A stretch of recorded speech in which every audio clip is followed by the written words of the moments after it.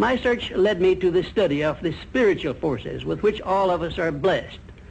And it was in this field that I came upon a clue which has enabled me to help millions of people to find their earthly destinies.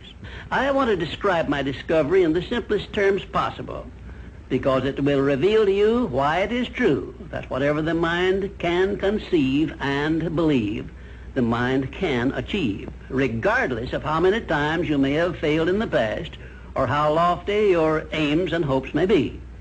I caught my first fleeting glimpse of the profound law which provides the means by which we may choose our own purpose in life and attain it, while I was being coached by Andrew Carnegie during the organization of the Science of Success philosophy. I had just finished telling Mr. Carnegie that I feared he had chosen the wrong person to give the world the first practical philosophy of personal success because of my youth, my lack of education, and my lack of finances. Well, at this point, Mr. Carnegie delivered a lecture that I shall never forget, because it changed my entire life and paved the way for my helping to change the lives of millions of people, some of them not yet born. Let me call your attention to a great power which is under your control, said Mr. Carnegie, a power which is greater than poverty, greater than the lack of education, greater than all of your fears and superstitions combined. It is the power to take possession of your own mind and direct it to whatever ends you may desire.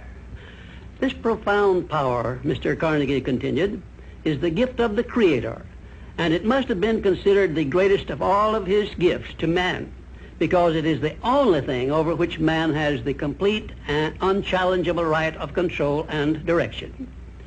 When you speak of your poverty and lack of education, Mr. Carnegie explained, you are simply directing your mind power to attract these undesirable circumstances, because it is true that whatever your mind feeds upon, your mind attracts to you.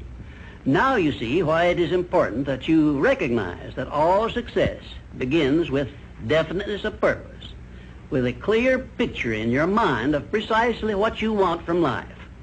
Then Mr. Carnegie continued his speech with a description of a great universal truth which made such an impact upon my mind that I began then and there to give myself a new outlook on life and set up for myself a goal so far above my previous achievements that it shocked my friends and relatives when they heard about it.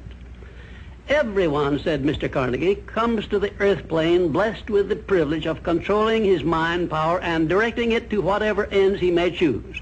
But, he continued, everyone brings over with him at birth the equivalent of 2 sealed envelopes, one of which is clearly labeled, the riches you may enjoy if you take possession of your own mind and direct it to ends of your own choice. And the other is labeled, the penalties you must pay if you neglect to take possession of your mind and direct it. And now let me reveal to you, said Mr. Carnegie, the contents of those 2 sealed envelopes.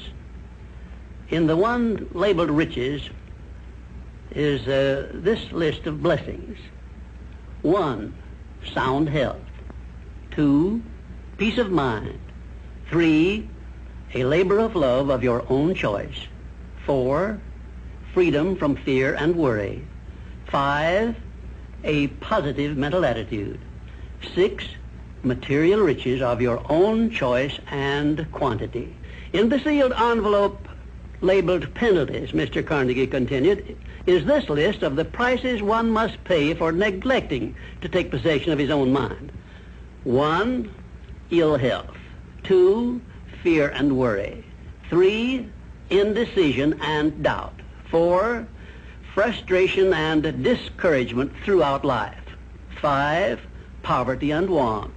6, and a whole flock of evils consisting of envy, greed, jealousy, anger, hatred, and superstition. Now, my mission in life is to help you and everyone who needs my help to open up and use the contents of the sealed envelope labeled riches.